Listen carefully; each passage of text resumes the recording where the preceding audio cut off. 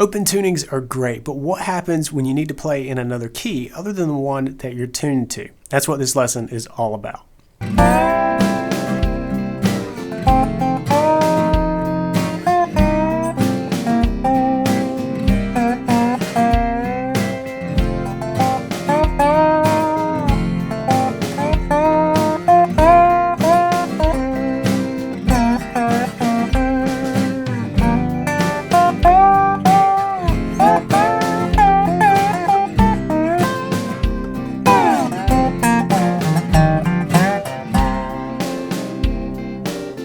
Hey, John here, and this is your Tuesday Blues. Before we get into the lesson, I got a favor to ask. We are closing in on 100,000 subscribers on YouTube. I'm super excited about it, and I want you to be part of that first 100K. So if you're not already subscribed, hit that red button and hit the bell notification icon so you know when these lessons come out each and every Tuesday. That's what Tuesday Blues is all about. A really cool, in-depth, free guitar lesson once a week coming at you. And in this lesson, we're going to tackle the question, how to play in a different key when you're tuned to open G. When you're first starting out, totally fine to just focus on the key of G. You'll play things like this, where you're just kind of moving from the open strings to the 5th fret, which is the 4 chord, and then up to the 7th fret, the 5 chord. And you can do a lot right there.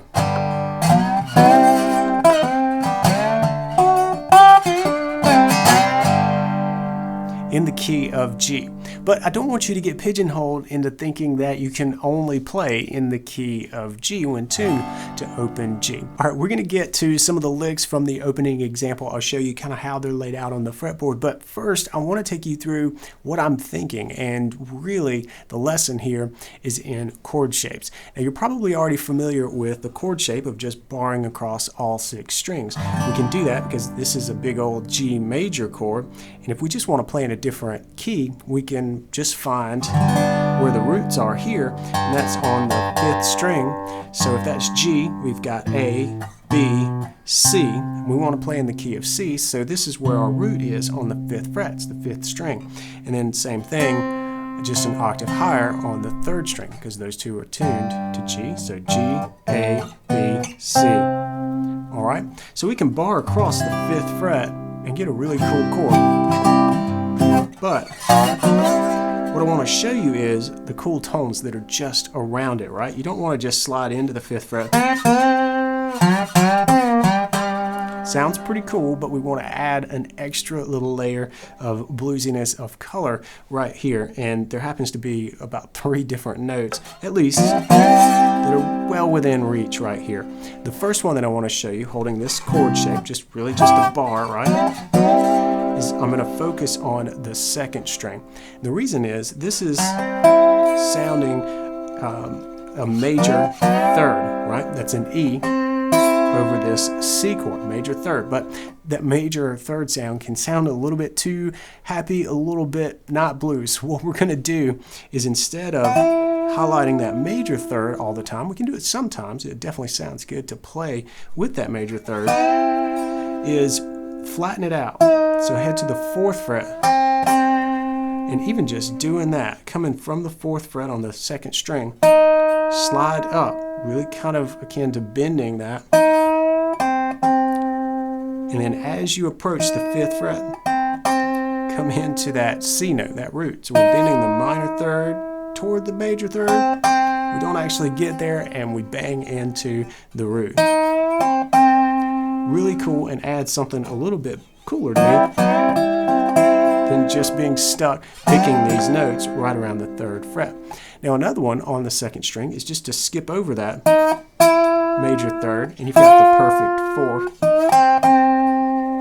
4th. So again, we're just kind of skipping over that 2nd string underneath our bar. Keep in mind, this is movable. This is one of the keys to being able to play in any key when you're tuned to an open tuning. Just know where your root is, and you can do this bar. All right, one more note that's right around here that I want you to see, and that is the flat 7. Super bluesy note. And if this is our root, our flat 7 is 2 notes, 2 frets behind it, a full step.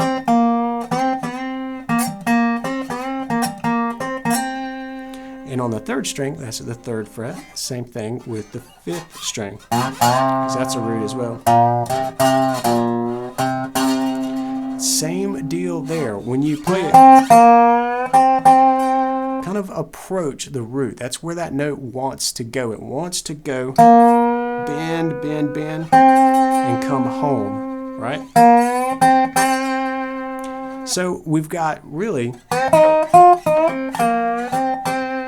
a few notes right there, and we can kind of expand our comfort zone away from just that 1 fret bar.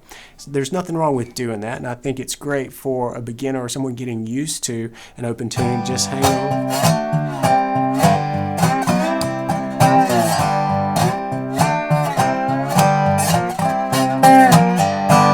Just hang on and play across those 5 or 6 strings. I usually like to focus on the 5th string upward.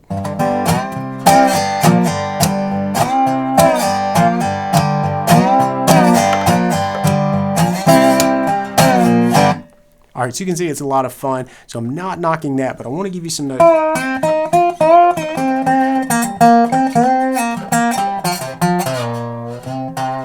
Some notes right around it. All right, the next thing that I want to show you is another chord shape, but a different chord shape. And this to me is when you really start to expand your knowledge of the fretboard and how things are laid out when you're tuned to open G. We're going to play a dominant 7th chord, so we're going to need a root, a major 3rd, a 5th, and a flat 7, right? Really important notes. And we already know if we've got the 3rd, if we found it, we can kind of play with that major 3rd and get that minor 3rd thing happening in there. We might do that a little bit in these licks, but know that you can do it and you should do it. It's super fun. But we're going to play this shape. It really looks like an F major chord, but because we've got this 1st string tuned down a step, this is now a flat 7 versus a root, right? So when we play here, we've got our root on that 4th string.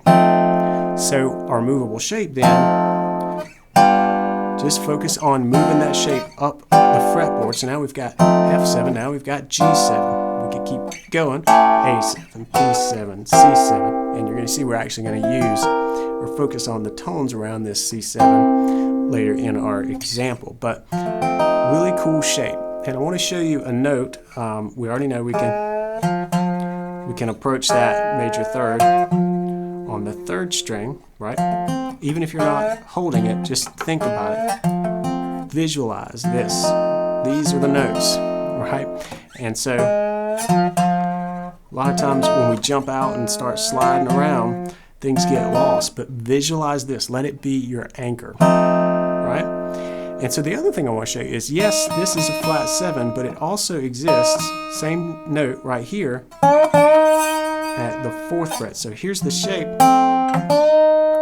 So if you go up a fret from that root on the 2nd string, you've got that.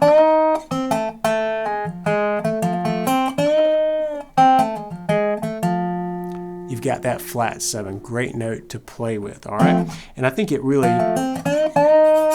is just prime and ready to slide into it, add some vibrato,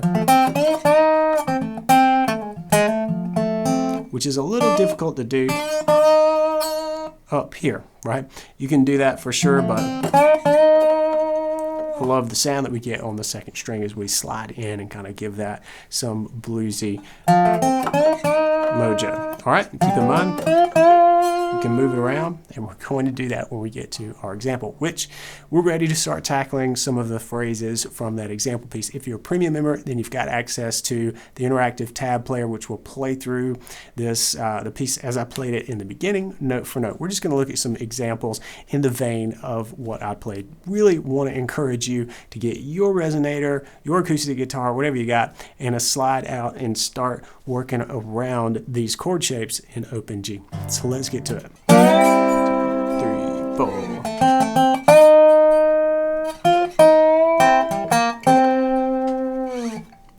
All right, this is the first important phrase that we're going to tackle. We're sliding in on the C chord, but then for the top of measure 2, we're changing to our F chord. This is an F7. This is quick change blues. So we go quickly to the 4 chord and then back to 1. So we're here and we're going to think about this F7 chord shape here. We're not going to play all those tones, but it helps to know where this is all coming from. It's coming from this chord shape. We're going to toggle back and forth between the 3rd string and 2nd string right there under the chord before sliding up to that E flat, that flat 7 of the chord. And keep in mind, that's the flat 3rd of E. So great tone to call out when we're on our way to C. All right, so what we're going to do is kind of push that, but then we're going up to the 4 of C, which happens to be an F, so this works great. Drop back down in the E flat, then hit our C, the G on the 4th string, the B flat, that's the flat 7 of the chord we're now on, which is C, and then come back home to our root. We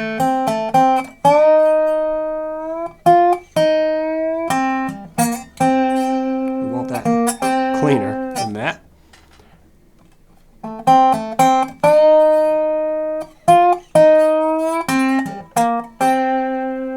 All right, over C here, we've got a couple of measures. We could do something like that. Or this, just playing between the 5th fret and the 3rd fret on strings 4 and 3.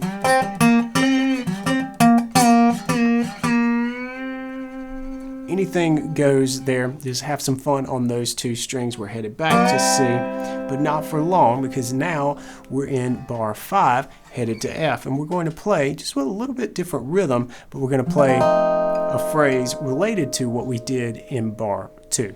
Here's what it sounds like. 1, 2, 3, 4, 1.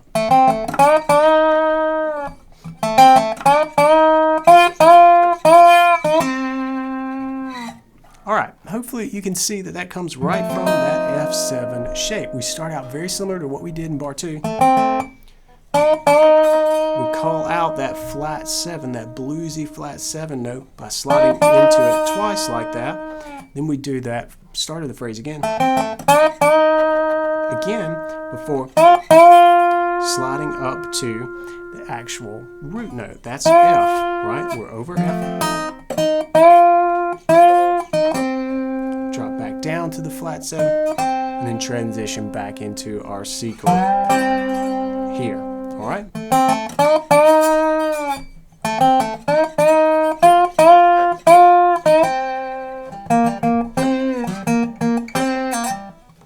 Then same thing, we're having some fun between frets 3 and 5 for our C part.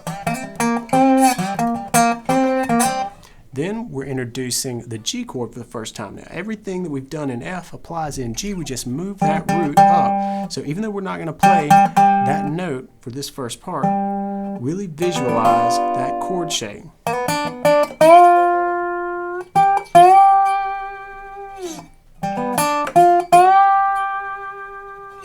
All right, here's the phrase over G.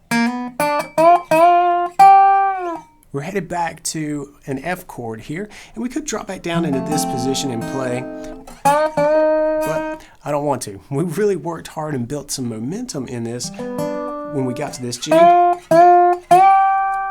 we started to climb, right? I want to continue that. We can just slide up from here to the 10th fret, and that is an F chord. It's that same shape, we're just sliding it up, right? And our root is here on the 5th string and the 3rd string, just as it was here. C, D, E, and then F. All right, so we're sliding in, and I'm plucking strings 4, 3, and 2 here. And then we've got some pretty cool little licks going on here. All right, so what's happening there is I'm starting on the 2nd string, sliding back quickly to the 10th fret, from the 10th to the 8th, and then back up to the 10th fret, 3rd string, and that's quick. And I'm not really hearing that slide on the 3rd string. We're really trying to stick the note. We get a little slide in there, but but not a heck of a lot. All right, it's really quick.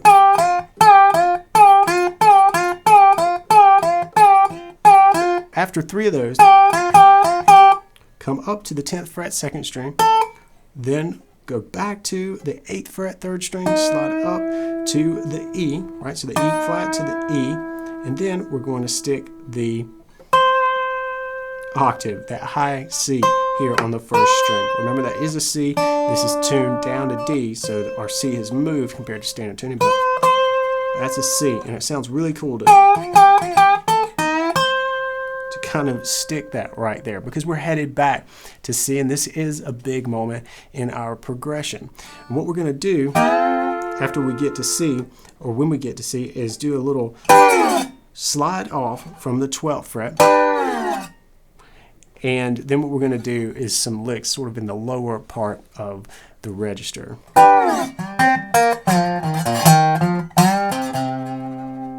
All right, let's slow that down.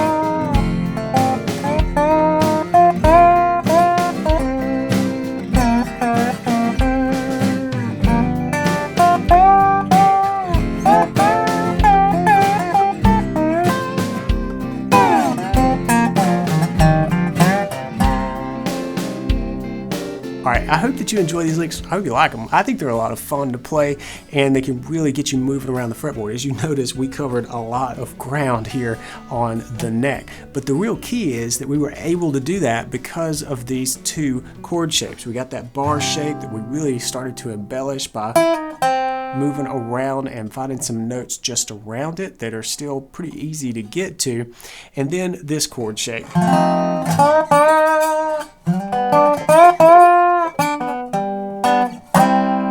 Right? We were able to cover a whole lot of ground using just those 2 chord shapes. Don't forget, we came up here and did it as well, both with F and C. And when you know these shapes, they're movable, so you really could pick any key. Notice that we did play a G chord, but we stayed away from the tried and true open G, sort of big open G chord, right? We didn't use that. I wanted to stay away from that on purpose to show you that it's possible to use these as closed shapes and move all around the neck. All right, if you got something from this lesson, hit subscribe, ring the bell, and give me a thumbs up, and come on back next Tuesday for another Acoustic Blues lesson. Until then, practice smart and play on.